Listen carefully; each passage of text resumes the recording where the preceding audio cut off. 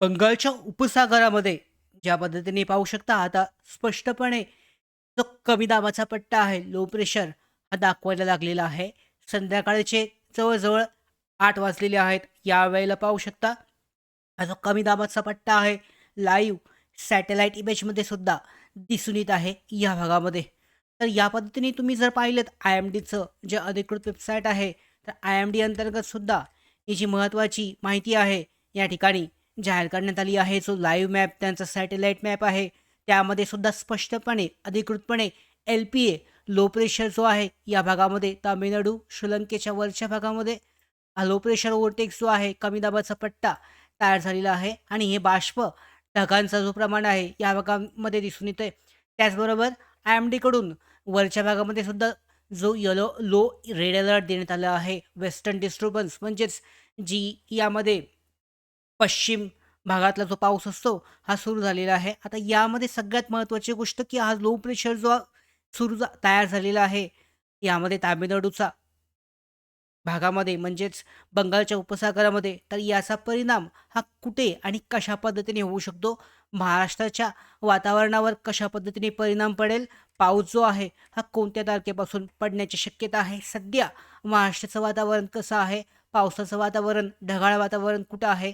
सगळी माहिती आजच्या व्हिडिओमध्ये जाणून घेऊयात आणि यासाठीच्या सगळ्या अशाच महत्त्वाच्या ज्या अपडेट असतात, त्या दररोज मिळवण्यासंदर्भात पावसाच्या अपडेट दररोज मिळवण्यासाठी महाराष्ट्राचं हवामान अपडेट या यूट्यूब चॅनलला सबस्क्राईब करून ठेवा आणि बेल आयकॉनला सुद्धा क्लिक करा.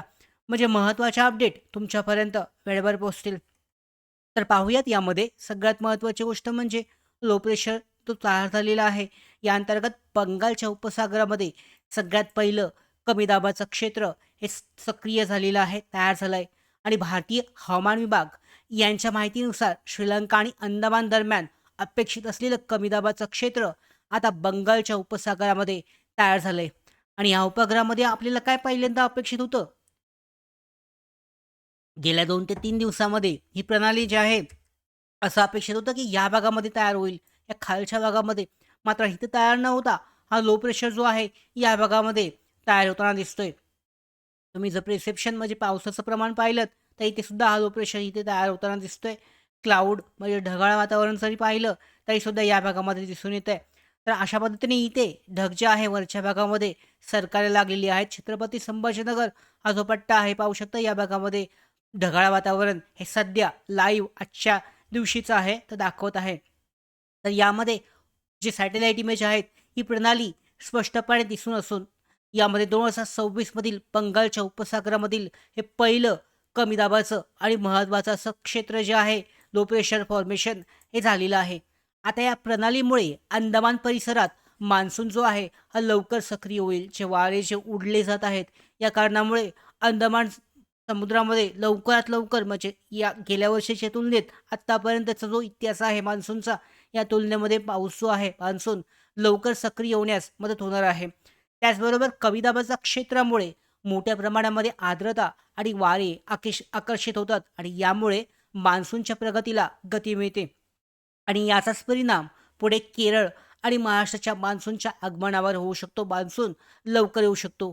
त्यामुळे पूर्व मान्सूनसाठी अनुकूल वातावरण हे आता तयार होत आहे. पाऊस कशा पद्धतीने पुढच्या दिवसांमध्ये असेल तर सध्या IMDकडून सुद्धा उष्णतेच्या लाटांचा येलो अलर्ट हा देण्यात आला आहे महाराष्ट्रासाठीचा.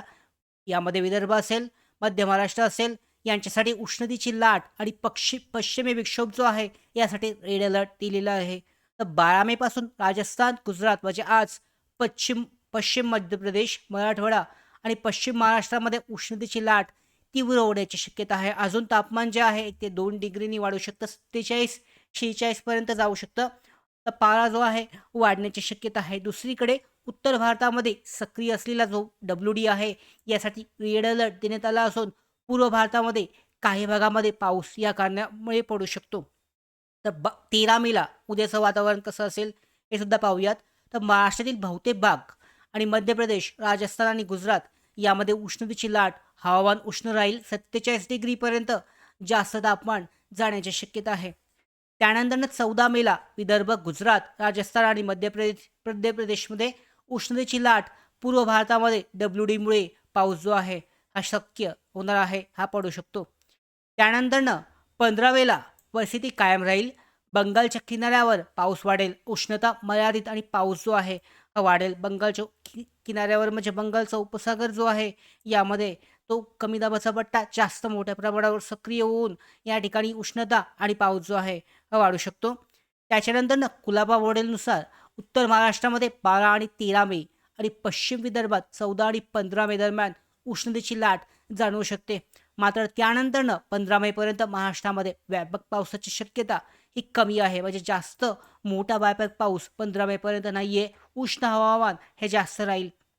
जे वेगवेगळे मॉडेल आहेत हे सध्या चक्रीवादळ आणि जो कमी दाबाचा पट्टा आहे याचं पुढे कसं रूपांतर राहील याबाबत काय अपडेट आहे. तर बंगालच्या उपसागरात जी सिस्टीम प्रणाली तयार होते ही 18 ते 25 मे दरम्यान GFS मॉडेलचं चेक केलं तर यानुसार म्यानमारच्या दिशेने म्हणजे या भागातून हा जो पट्टा आहे तो इकडे म्यानमारच्या दिशेने अशा पद्धतीने सरकू शकतो असं सांगितलेलं आहे.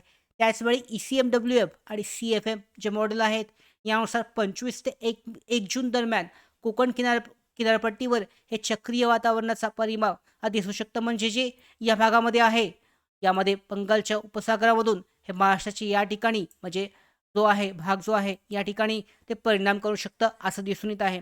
तर गोव्याजवळ सुद्धा एक संभाव्य प्रणाली सिस्टीम जी आहे ही तयार होताना दिसत आहे. काही मॉडेलनुसार ती ओमानच्या दिशेने सरकू शकते. म्हणजे हा जो गोव्याचा भाग आहे या खालच्या भागामध्ये इथे सुद्धा एक सिस्टीम तयार होताना सध्या दिसत आहे. पुढे ती कशा पद्धतीने तयार होते, किती तीव्र होते हे लवकरच आपल्याला समजेल. आता ट्रॅकबाबत अनिश्चितता आहे. म्हणजे प्रारंभिक अवस्थेत आता जी हवामान प्रणालीचा जो मार्ग आहे हा बदलत असतो आणि या कारणामुळे मिसिंग वेदर सिस्टीम आहे असं म्हटलं जातं.